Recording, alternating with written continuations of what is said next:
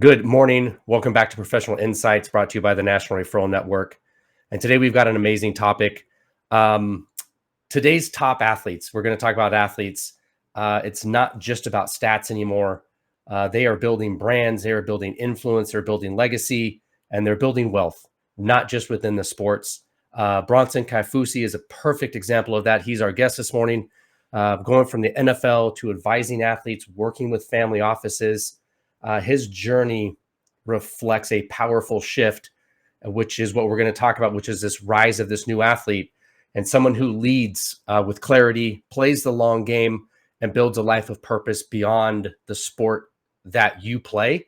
And whether you're a parent or a kid, this video is for you. So we're going to unpack mindset, transition. We're going to unpack a lot. But before we get going, hit that like and subscribe button. If you have any questions, put those down there and we'll make sure that we get to those accordingly. So with all that said, let's get this thing started. Bronson, good morning, man. Hey, morning. What's going on? How we doing? Doing fantastic, brother. I know you're busy, and I appreciate the time. You're getting pulled in all kinds of different directions. But I want to start out with, when you and I were texting about things to talk about, you mentioned, let's talk about this new age athlete. And I looked it up and there's all kinds of descriptions, but what does that mean to you personally as a former athlete, as an entrepreneur, as a business owner? What does that mean to you? To me, being a new age athlete means caring about the whole picture, not just on the field, but off the field. And this is because, athletes have, nowadays really have the long-term vision, like what you said. It's all about the long game and being able to build a legacy off the field is just as important as what you do on the field. And I think, for me, I'm watching the NBA and you watch incredible NBA players Right. that have done such a good job off the field. You have Shaq, right? Incredible business, entrepreneur off the court. You have Kobe, you have Michael Jordan, right? With Nike. Right. And the NFL, I feel like, is, following in those footsteps where, hey, we're going to start talking about the deals that we do off the field. We're trying to help each other win more. We're going to be, positioning ourselves with our branding and marketing, because now we all have our own TV show in our hands with our phones. Right. So being able to, really leverage everything the sport brings you is the platform that we're building as athletes. So you are an incredible athlete. You played football, you played basketball at BYU, phenomenal school. From what I understand, you got drafted in the NFL, switched positions, and then eventually transitioned out. How did that shift reshape your identity as an athlete and beyond? And I ask this, Bronson, because look, the question we always ask business owners is, you sell your business on Friday. What do you do on Monday morning when you're no longer a business owner? And for you, what was that transition? Because now you're no longer an athlete. You're no longer required to do everything it takes to be at that level. What was that shift like? Yeah, that's a great question. So I would say you have to have, something to chase always, because if not, you'll get stagnant and, you'll kind of, lose purpose. And as athletes and entrepreneurs, and I really think we cross over, we're used to head down, grinding, working every day, pushing towards a goal. Every habit is aligned and pushing towards that goal. And so being able to, know what's next, having a plan prepared, I think that's key. For me, I felt like, as an athlete, you face a lot of adversity. Same thing as an entrepreneur. You're always putting out fires, building things, doing things. And so when I was done playing, and I was kind of unique in the sense where, I got hurt my first year with the Ravens. And I thought I was done. And so I became very active off the field with, going and taking lunches and going to different networking events and just meeting people, asking questions. So for me, a lot of it starts with curiosity. Can I build curiosity within the athlete or the entrepreneur to kind of come up for air and be like, okay, what's going on? Let's go big picture for a little bit for my own personal self. Because a lot of times we just put what we do first instead of the whole, the whole pie there. Right. And so that's that's interesting. And I told you I'd go off on tangents, and I'm going to go on one. Is that you had this triggering event, an injury. Most athletes, right, their longevity in the sport, pick a sport, it doesn't really matter, is very short. But you had that triggering event. When you look at some of your friends, colleagues that are in the business, that are still being athletes, what is typically that shift? Like, how do they realize that, hey, I'm not going to be able to do this forever? Usually, honestly, it's usually an injury, Okay. because it's everything stops, and then you separate yourself from the team because now you're on a way different schedule. You're Yeah. going for rehab every day. You're not traveling to the games, and then you start to ask yourself these questions. For me personally, I felt really unique because my dad played as well. Right. He played for the Eagles, so I was born in New Jersey when he was playing. So he was playing with Reggie White. He was Reggie White's backup back in the day, Wow. and so he was really grooming me and always taught me that, hey, make sure you do well in school, make sure you get to know successful entrepreneurs, business people. And so, but even when I was in college, I had a different mindset towards even the sport that I was playing. I was all in for sure, Right. but there is time. I can make time in the off season to go grab a lunch once a week with someone and ask some questions, or go if I want to be in real estate or get into that. I can go do that. Right now, there's so many athletes that own tons of real estate, Right. and they are into different deals, and the discussion in the locker room, before you go out to practice, is a lot of times business. Like, what are the markets looking like, right? What's Bitcoin up to? What's Interesting. what's interest rates looking like? So it's just a different conversation right now. I feel like that's happening within the locker rooms. So now you're transitioned into the big world of entrepreneurship. You're helping athletes. You're working with family offices on really high end strategies, including real estate. But somebody that doesn't have that mindset, right? And this is athlete, business owners, collegiate athletes. I mean, across the board. What are some of the biggest money blind spots that you see among these collegiate athletes and pro athletes as they make that transition from one level to the next? So I would say one of the biggest ones that I see is really the tax planning, tax strategizing.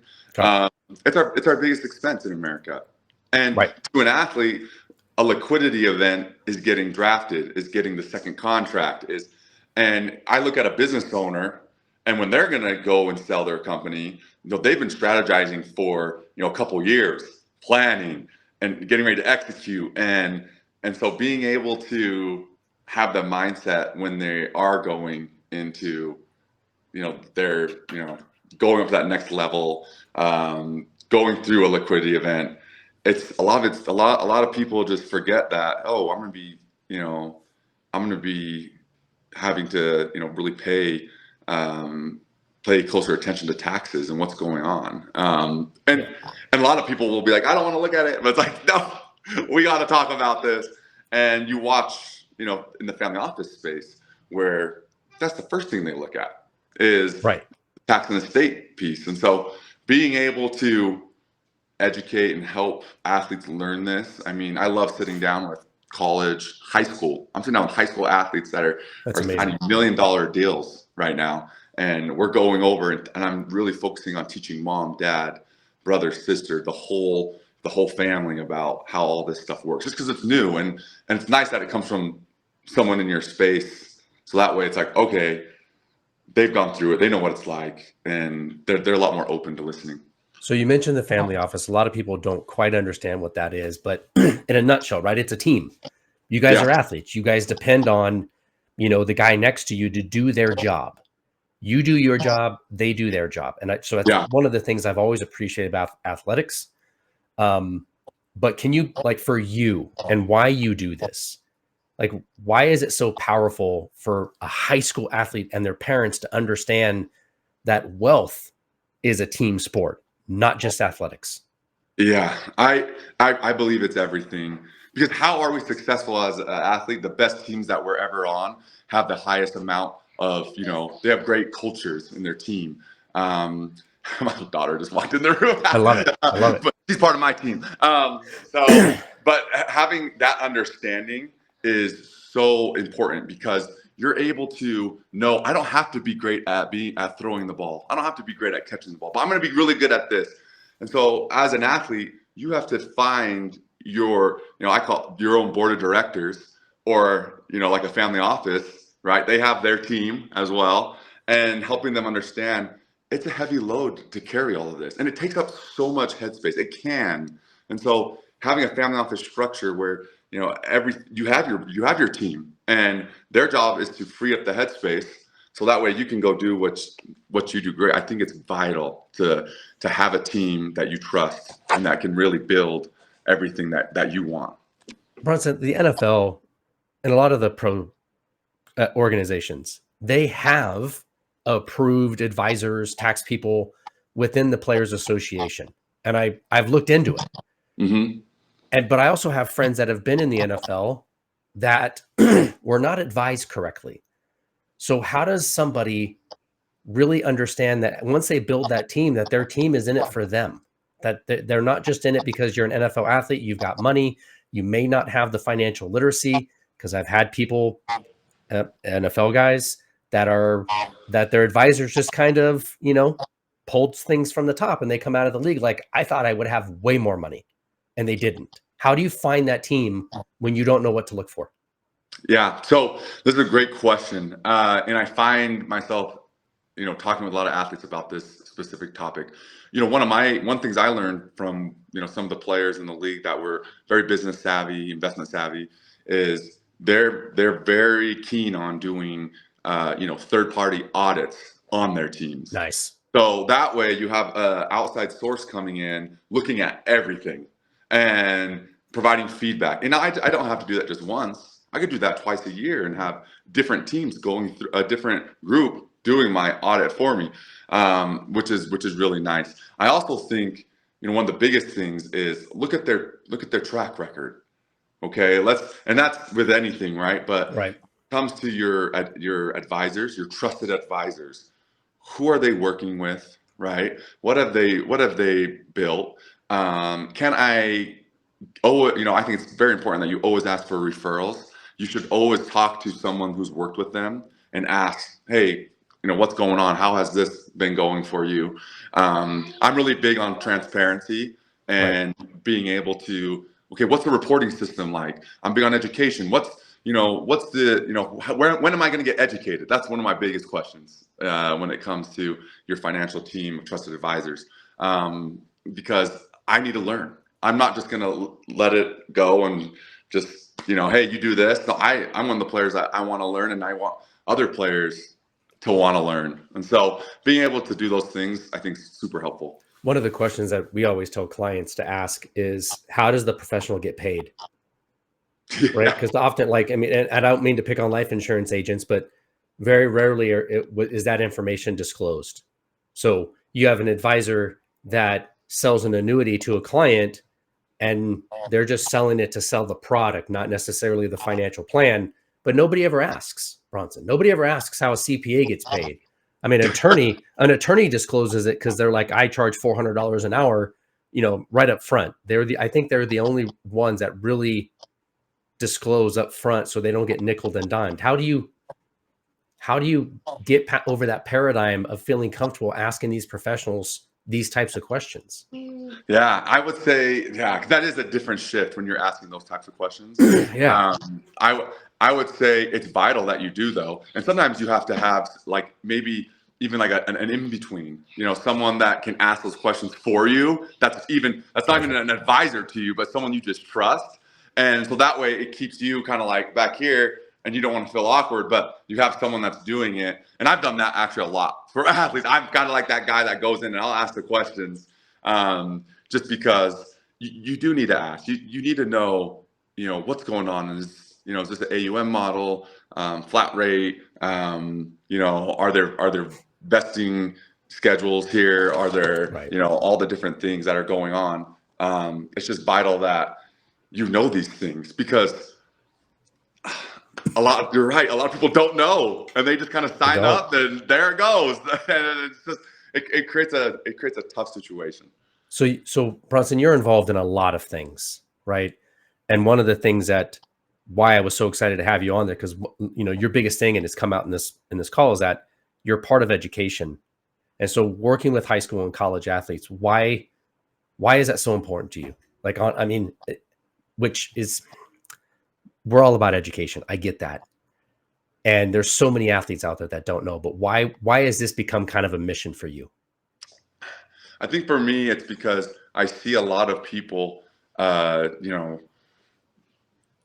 gaining knowledge. And for me, that's something I love. I'm a lifelong learner. I'm going to learn till the day I die. But it's useless if I don't apply it. And Right. so, and for athletes, I feel like athletes need to see people that are in their shoes, not just sitting there writing down the notes, but actually doing the thing. And that's where the real learning takes place. And so for me, I've watched generations now of the athletes, and I'm watching the shift happen. And I want athletes everywhere to know, hey, it's not enough just to learn, but you need to go apply it, Right. I mean, because the reality is, and you and I've talked about this, and it's not secret. Most collegiate athletes are not going to go to the pro. Pick a sport; it doesn't matter. Right? And then if they do go to the pros, the odds of them. Oh, it's okay. So and then the odds. There she is. And so the odds of them playing. I mean, what is the life expectancy of an athlete in the NFL? It's 2.6 years. So 2.6 years, and you're going to make, what's the league minimum? So it's $900K this year. Okay. So you're going to make around 2.7 gross, right? And so you're going to be netting, depending on where you play, you get taxed by the state as well that you play in, and you get paid over a 34-week season, really. And they split that up in half because athletes were, they were really struggling on the just getting paid during the season. And so being able to extend it now helps a lot. And so yeah, you do. Yeah. And your W-2. Which I didn't know that until. A lot of people don't know that. Had no clue. So here's an interesting thing. So with all this NIL stuff and these contracts and endorsements, can athletes set up LLCs to get paid through those endorsements? Oh, yeah. And okay. All right. This is a piece that, I'm going in and teaching mom, dad, brother, sister, athlete. This is an LLC. This is why you want to use an LLC, right?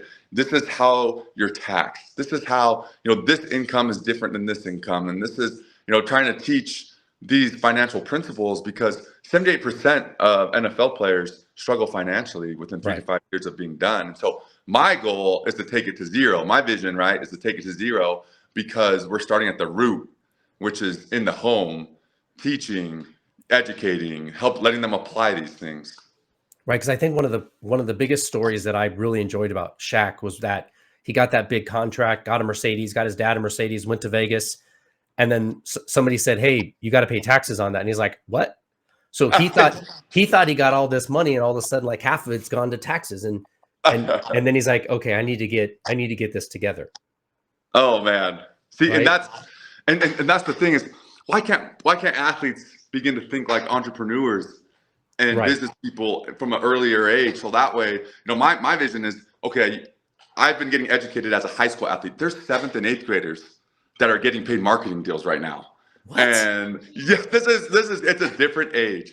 It's a different age right now. And so, but they need a lot of strategizing, they need a lot of planning. And so even from that age, so that way, when they get to college and a lot of athletes, it's just going to keep going like this for the amount of money that they make. And so then going to the NFL, it's even crazier. So I think being able to understand things is key. Look, I don't know how I feel about the NIL, but I certainly don't agree with paying high school students. I mean, it's another level, which is probably a whole different conversation. But Bronson, look, I want to be cognizant of your time. If you could leave today's young athlete, the people you work with one mindset shift or a habit that they could implement to change that trajectory on financial literacy, what would that be? Number one is just be curious. Ask the questions. It's okay to not know everything. A lot of athletes, when we get into a different environment, we go quiet. and we get nervous because we don't want to look, like we don't know what's going on. Right. And that's an uncomfortable feeling where we're coming from our arena where I can go in anywhere and do my job and do it at a high level. I can go up against anyone, beat anyone. And so knowing, hey, it's okay to not know everything when you get to that level in business and investing and things, but be curious and be curious early. I think that's so important. The more curious you are, the earlier you are curious, the more knowledge you're going to attain and execute on. And it's going to change your financial trajectory, just because a lot of the things that I started learning were from podcasts like this, books, and just being able to learn just because I was curious. And I was always a numbers guy, right? Graduated in statistics, and I've loved numbers. But Oh, wow. Numbers versus the application of money and investing in business, Two different things. Different. It's way different. Yeah. It's way different. Money and math don't play well together, and people don't understand that. Yeah, it's completely different. So helping that would be my advice: is stay curious, stay hungry, and just keep learning. Well, brother, I appreciate your time. Please hit that like and subscribe button. If you have any questions, put them in the comment section. I'll get them to Bronson. If I can answer them, I will. But Bronson, I do appreciate it. I know you're busy. I know you're pulled in a lot of directions. But thank you so much for taking the time, and hope to continue this conversation in another call. Yeah, let's do it. Thanks so much. Okay, awesome, buddy. Thanks.